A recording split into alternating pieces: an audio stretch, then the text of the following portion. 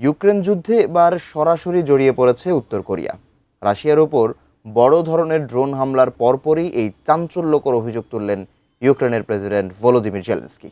তিনি জানান, মস্কো এখন উত্তর কোরিয়ার দেওয়া ব্যালিস্টিক ক্ষেপণাস্ত্র ব্যবহার করে ইউক্রেনের বিভিন্ন শহরে রক্তক্ষয়ী হামলা চালাচ্ছে। আন্তর্জাতিক বার্তা সংস্থাগুলোর খবর অবলম্বনে বিস্তারিত জানাচ্ছেন ত্রিবেণী তনু।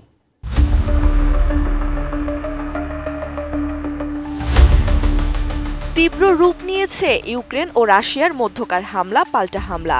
যুক্তরাজ্য ভিত্তিক সংবাদ মাধ্যম বিবিসি জানিয়েছে, রাশিয়ার মিত্র উত্তর কোরিয়া এই যুদ্ধে সরাসরি অস্ত্র সরবরাহ করেছে বলে দাবি করেছেন ইউক্রেনের প্রেসিডেন্ট ভ্লাদিমির জেলেনস্কি। ইউক্রেনের জাপরিঝিয়া শহরে আছড়ে পড়া উত্তর কোরিয়ার ব্যালিস্টিক ক্ষেপণাস্ত্রের হামলায় প্রাণ হারিয়েছেন অন্তত ৬ জন বেসামরিক মানুষ, আহত হয়েছেন আরও অন্তত ১৯ জন। জাপরিঝিয়া অঞ্চলের গভর্নর ইভান ফদেরভ সামাজিক মাধ্যমে জ্বলন্ত গাড়ি ও ভবনের ছবি প্রকাশ করেছেন। রুশ বাহিনীর ক্ষেপণাস্ত্র ও টার্গেটেড বোমা হামলা শহরের শিল্প প্রতিষ্ঠান ও নানা অবকাঠামো ধ্বংস হয়েছে বলে দাবি করেন তিনি। একই রাতে রাজধানী কিয়েভেও হামলা চালায় রাশিয়া। উন্নত মানের কাঁচামাল, আরআইএল অ্যাঙ্গেল এন্ড চ্যানেল, এখন কাঠের দিন শেষ, আরআইএল এর বাংলাদেশ। এদিকে ইউক্রেন ও রাশিয়ার সীমানার অনেক ভেতরে পাল্টা হামলা অব্যাহত রেখেছে। বিবিসি জানায়, রাশিয়ার ভরোনেজ অঞ্চলে একটি বড় অনলাইন রিটেইলারের গুদামে সফল ড্রোন হামলা চালিয়েছে কিয়েভের সেনারা।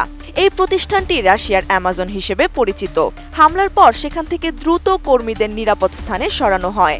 এর আগের দিন রাশিয়ার তাতারস্তান প্রজাতন্ত্রে ইউক্রেনের ড্রোন হামলায় ১৩ জন মানুষ মারা যান। তাতারস্তানের ওই হামলার স্থানটি ইউক্রেন সীমান্ত থেকে প্রায় ১১০০ কিলোমিটার দূরে অবস্থিত। বিবিসির তথ্য অনুযায়ী নিহতদের মধ্যে ৭ জন উজবেকিস্তানের নাগরিক ছিলেন। ইউক্রেনের সশস্ত্র বাহিনী জানায়, তারা তাতারস্তানের একটি তেল শোধনাগারে আঘাত এনেছে।